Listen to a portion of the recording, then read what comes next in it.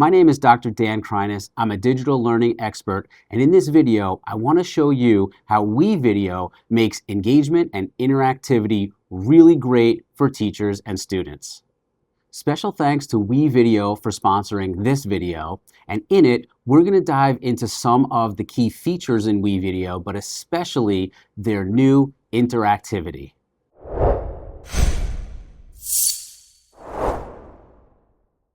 As I said, I really want to show you some of the really great features that WeVideo now has for both getting assignment ideas, but also and especially for their interactive video features. So stick around until the end until I show you those really awesome features, or if you want to jump right ahead, there are timestamps in the description in this video below, and it'll take you right to each section in the video. But first, let's dive in and review some of the more basic features in WeVideo, just as a refresher. So here I am in my dashboard, and I just want to remind you that in the upper left-hand corner, you might see a drop-down that says either Next Gen or Classic. Classic is more of the older and, dare I say, outdated version of the WeVideo editor. So I would recommend, and what I'm going to do is to stay in the Next Gen and editor as we go through this video. And I definitely want to show you this aspect of the interactivity a little bit later in the video. Let's just review a couple of things right now, such as classes.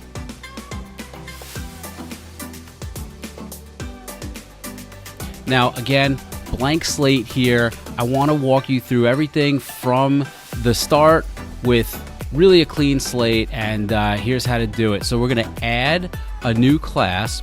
You have two options here, either to join or create, but if I'm the teacher, I'm the educator, and I want to actually own and create my own class, I click Create Class. You give it a name. Let's call it Kreines Crazies. You can give it an optional section or period, maybe a grade. Let's just put grade 8. And you can even optionally upload a cover photo that would represent each of the classes that you create as well. For now, I'm not going to, but if you click the upload button here, it will bring up a window, a pop-up on your computer that you can upload a previously downloaded cover photo. So I'll click Create. And because I don't have an uploaded cover photo, it just gives me this nice colorful design with some shapes, some triangles, and things like that. Anyway, now that I have the class created, I can click into it, and you'll see that WeVideo has already given you an example or a draft of an introductory assignment that you could choose to assign to your class. So let's use this as an example. If I wanted to create an assignment from scratch, I could click Create Assignment here. But in this case, let's just dive into the one called Introduce Yourself. I have options here to either go ahead and assign it, to preview it as a student, or even to reuse the assignment elsewhere. Or I could even delete it. But in order to make some changes or to go ahead and assign it from there, we'll click Edit Assignment. Again, WeVideo has already done this for you. They've given it a name and a description. Project type, you can choose between video, GIF, or podcast. In this case, I'm going to leave it as video. And even when you're in the Next Gen editor, students can even go ahead and customize it further from there. We can choose to either have it as an individual assignment where students would work on it by themselves, or as a team. And you'll notice when I click team, I can select how many teams I want created, and then students will be assigned to those teams, and the number of students will depend on the number of teams that I select. Now, I don't have any students in this class right now, and I'll show you how to do that in a minute as well. So I'm just going to leave it on individual. You can give it a due date. Let's just make this due at the end of May. And even give it a time too, 12 p.m. Again, you can import a cover photo, this time for the assignment themselves.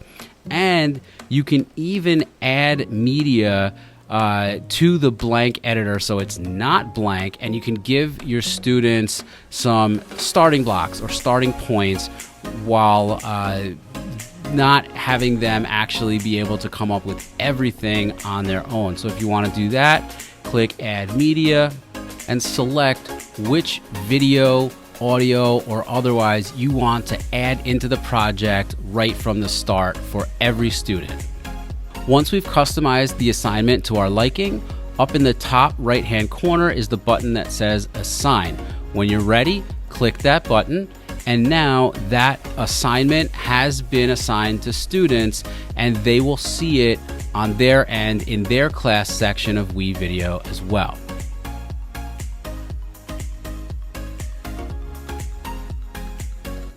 Speaking of students seeing WeVideo on their accounts, when we want to make sure that we are adding students or have the right students in our class, I'm still in my Crazies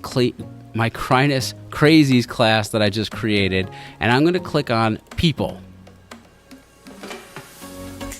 If I want to, I could import students right from Google Classroom, or I could share an invite link or code with them. When you click that, a pop-up occurs and you can either scan the QR code and join from that device, or you can provide the code right here. You see it's RW3JO2E, and that would allow students or teachers to be able to join this Crazies class. And again, importing from Google Classroom, very much the same. You'll make sure to link your Google account and then select a class from your Google Classroom. Now, I don't have any because right now it's linked to my personal Gmail, but if I had my work account open, it would already find the Google Classrooms that are linked to my account, and I could choose which ones to import from for this WeVideo class.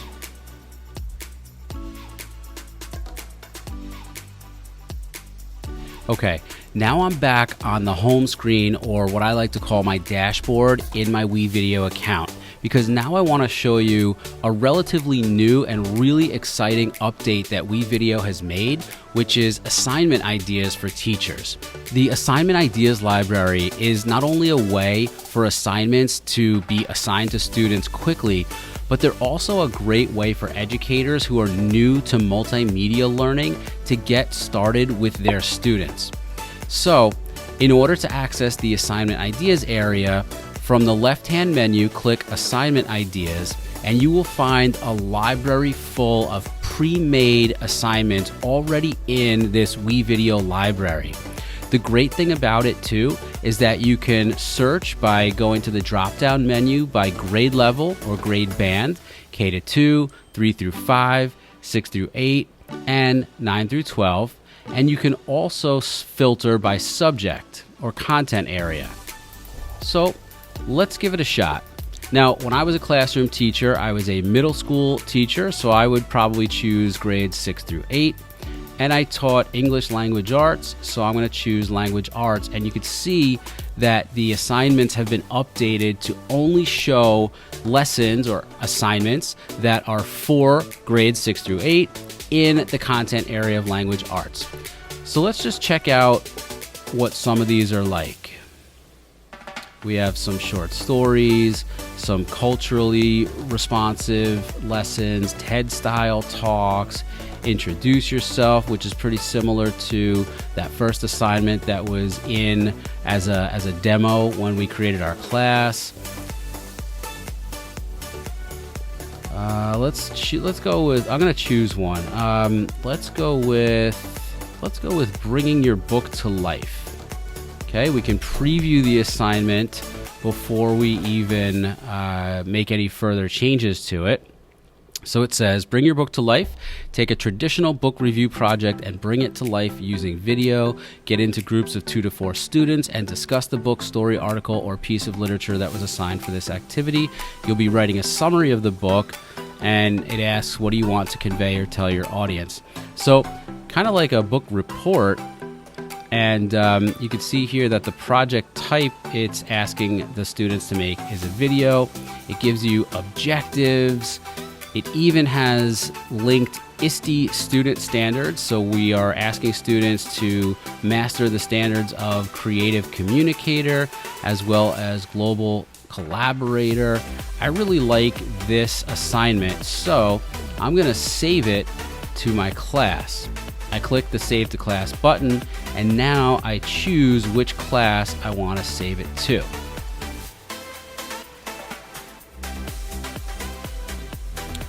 So I will close that assignment, go back to my classes, and here it is as a draft. Same way we did before is to go in and edit the assignment. You can watch the sample video. You could even rename the assignment or edit or revise the description of it. Again, you can change the project type. You can make it a team versus an individual assignment. Give it a due date. We'll go ahead and give it May 31st again. This time I'll do 11:30 p.m. Import a cover photo, and just like before, we can add some starting blocks, some initial media that students can all have in their next-gen editor, in their timelines, ready to go for when they need it. Again, once you're ready, click Assign, and now that assignment is ready to go for your students. So again, the Assignment Ideas Library is great for teachers looking for some additional help in coming up with content ideas and projects for their students to do, especially for those teachers who may not be all that comfortable or familiar with introducing their students to digital or multimedia content creation.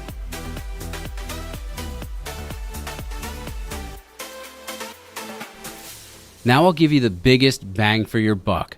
The new feature that WeVideo has to create interactive multimedia presentations and lessons and have students even create their own as well.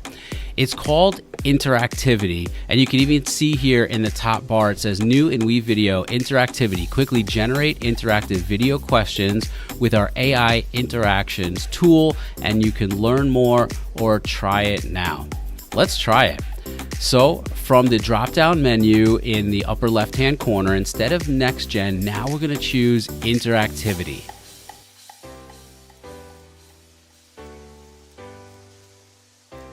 And here we notice that in the interactive section, they're calling each of those interactive activities a bulb. So we have any bulbs that we've created will be listed here, or we have the option to create our own. So in order to create a new bulb or interactive video, we're going to click to create a new one. And then here's where things get interesting. You can either pre-make a video or record a video on the fly to make interactive. You can input a URL of a video that's saved somewhere, and you can even search YouTube or Vimeo or WeVideo. All right, so let's go through this step by step. It asks, first of all, whether you want to bring in your own video or input a URL or select from YouTube, Vimeo, or WeVideo. Now, if I had already created some of these bulbs before, I could choose from some pre-made videos that I've already done, but I haven't. So here, if I click on my videos, it's really not going to find any that I've already made. I could search for them, but it's really not going to find anything. So instead of doing that, let's explore what I think would probably be a more popular option for teachers. Let's go to YouTube, and you could even search YouTube. Maybe as a middle school language arts teacher, I wanted to teach my students about the elements of plot. So I'm going to search YouTube, and I find plenty of videos about elements of plot or the elements of a story. Here's one from Khan Academy. Let's take a look at that. I can preview the video. Hello readers, I'm going to draw you a map right now, and it's going to look like I've drawn a mountain. But it's not a map of a mountain, it's a map of a story. What? You're saying, how do you map a story? What makes a story pointy? These are great questions. All right, so let's say that's the one that I want to use for my interactive video here in WeVideo. I'm going to click Done. And then now I have the option to create or generate new interactions. Here we see we have two more choices. Either we can generate interactions by basically having WeVideo use artificial intelligence, or we can manually create new interactions. The way that we do this is if you want to play the video, I'm going to draw you a map right now, and it's going to look like I've drawn a mountain. Then every time you find a place in the video that you want it to stop and ask students to interact with it, you would pause the video there and click Create New Interaction. And here's where we have a menu of the different interactive features and activities that you can put. So multiple choice, a free response or an extended response, a poll question, check all, like check boxes where you have to select which one or multiple options are the correct options, fill in the blank, and then even a discussion. You can also add some annotations to the video as well. And then you can actually have templates to be able to add. So let's try some of these out. For this first question, let's do a free response. And I will enter my question here. Why do you think this is referred to as a map? When I like the question and I'm free of grammatical errors, I'm going to click Done. And you'll notice now at 8 seconds into the video, that interactive question has been added into this activity. And just to kind of double check and make sure, I'm going to use the slider here at the bottom to move a little bit more forward, and you can see that a small white dot has been placed at the point in the video where the interactive feature was added. So at 8 seconds, it tells me that there's an interactive activity for students to be able to answer at that point in the video. Let's try manually creating at least one more interaction here with this video. I'm gonna move it ahead a little bit. Where we learn about the character. Maybe a little bit more. All right, I'll stop it here.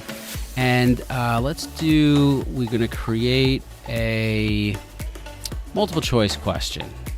Okay, so which is not an element of plot?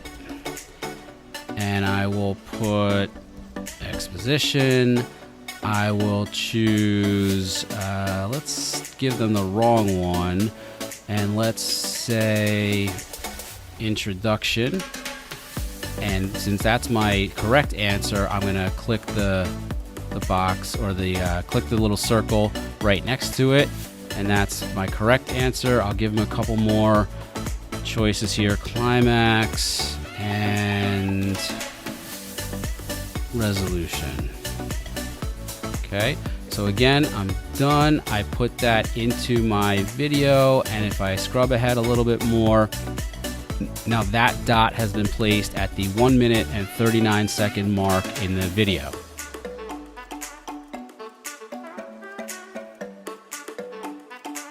Just a couple more things that I want to show you here. Again, we have the option to take a look at the template gallery that are pre-made for some of these interactive videos. So if we open that, we can get a template for learner feedback, learner notes, learner experience, discussion, pre and post assessment, summative, lots of different templates that have already been made for you. I really like the idea of a discussion.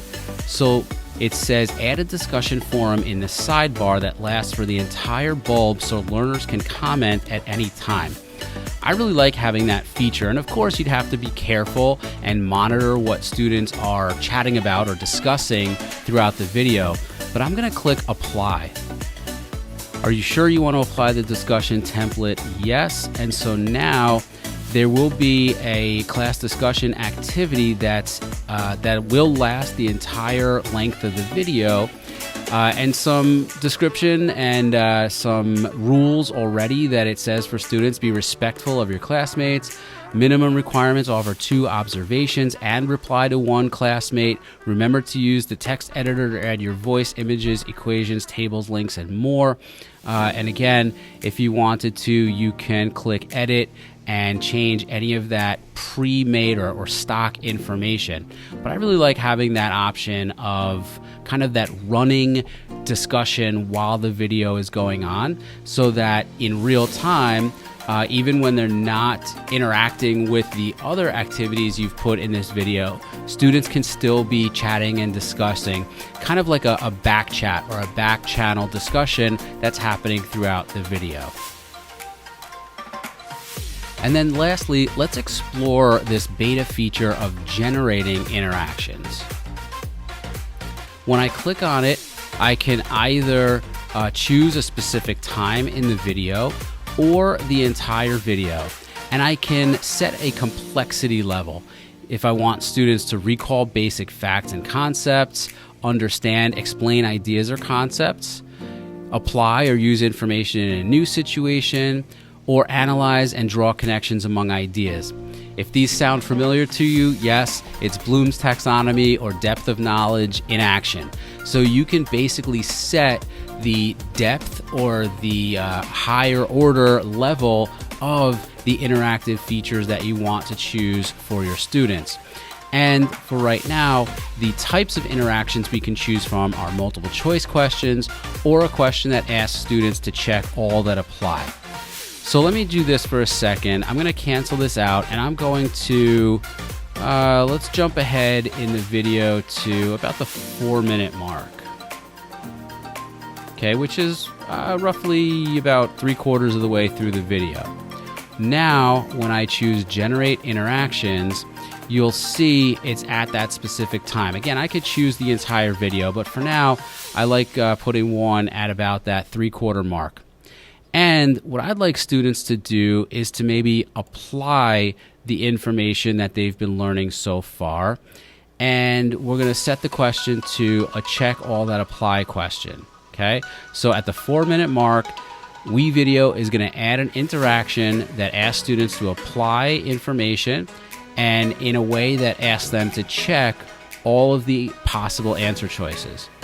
So once I'm happy with that, I click Generate Interaction, and let's see what happens.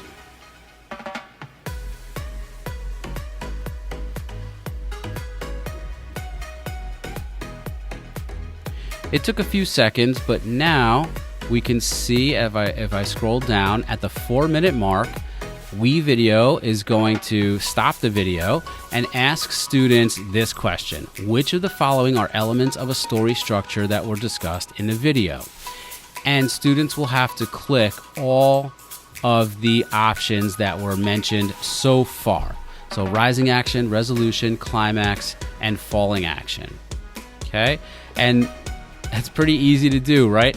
We can either create interactions manually ourselves, or even if we want to have WeVideo create them for us and generate them through AI, they're still very accurate and really relevant to the content that's being discussed or presented in this lesson or activity. All right, let's take a look at what that interactive video will look like when we go to play it for students. I'm in my interactive videos section in my dashboard in WeVideo, and I click Preview. Now let's play the video, and we'll see what it looks like each time the video pauses to ask one of our interactive activities or questions. Hello readers, I'm going to draw you a map right now, and it's going to look like I've drawn a mountain. But it's not a map of a mountain, it's a map of a story.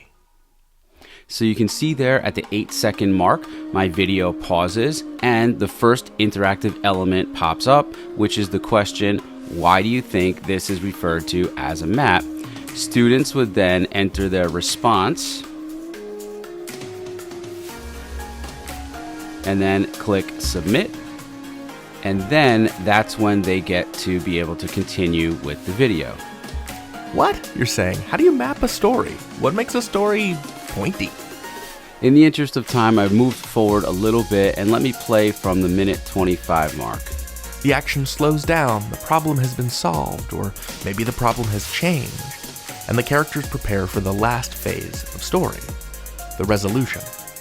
This is where we tie up loose ends, characters reflect on what they learned. Once again, at the 1:39 mark, our next interactive element pops up, a multiple choice question, which is not an element of plot. The students would answer, click submit. They know right away whether or not they got that answer correct, and again, they can continue with the video. Again, in the interest of time, let's play from the 3:55 mark and see our final interactive element. But the pigs trap him in a space barrel while he's still in the airlock. They did it! They solved the... Okay, last question. Which of the following are elements of a story structure that were discussed in this video? Check all that apply.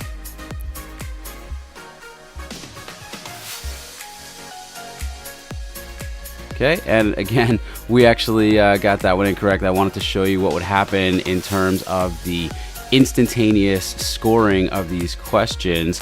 And so that is what the video looks like and how students are scored in real time as well when they answer whatever type of question that you put in as an interactive element.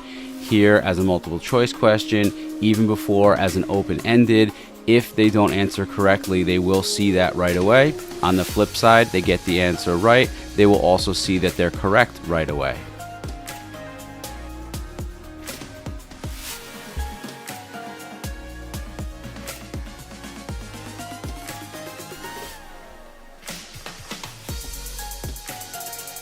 There's one final thing that I'd like to show you about interactive videos. Once you have it created and we're back in the interactive video section in our WeVideo dashboard, here's how to assign it to your students. In the video, you'll click the ellipses or the 3-dot menu and then choose Assign. WeVideo has made it super easy to assign this to any classes that are already set up in WeVideo. Since I haven't yet actually titled this video, once you hover over the line that has the title, a button shows up that says Edit Playback. Here, I can give it a title, and I can even add a learning objection and add tags to be able to sort through and search for the video later on in your WeVideo library. You can even go through certain playback options, allowing students to be able to rewind, skip interactions, etc. And then privacy settings as well. For now, I'm not going to mess around with any of these settings. You can make them public or private, but I'm just going to click Save. And we want to assign to students, so I'm going to leave that on as default. Let's click a start date of, I don't know, the first day of next school year, maybe September 1st, 2024 at, let's say, 10 a.m. An end date, I'm going to leave that for now. And here's where we get to select which class we want to add this lesson to. Or you can even start a new class. I already have the Crinus Crazies. I'm going to leave that and then come up here to the blue button at the top and click Assign. And one more reminder before we wrap up, that even though we demonstrated here using interactive features in a pre-made video that I searched for on YouTube, you can also search other platforms like Vimeo or even in WeVideo. But again, you can use a video that you've created yourself and make that interactive as well. This is especially important and relevant for, let's say, a flipped classroom model, where you might have students watch an informational video that you've created either at home or maybe right when they get into class as a bell ringer or do now activity, and you can actually go ahead and create a video and then add these interactive features to it. And again, you would do that by choosing Add Video and then My Videos. I just don't have any in my library right now to show you, and I really wanted to make sure that I got through all those features of interactivity that you can add to a pre-made YouTube or Vimeo video as well. I hope you've enjoyed learning more about WeVideo's interactivity, as well as some of their other features that make teaching and learning so engaging and so powerful. Anyway, if there's anything that I haven't covered in this video or questions that you have about WeVideo or some of these features, please leave a comment in the description on this video. Also, if you haven't yet, I hope that you're subscribed to my channel, and also give this video a thumbs up if you've liked it. I'd love to hear from you and get more feedback from you as well. Thanks for watching, and we'll see you in the next one.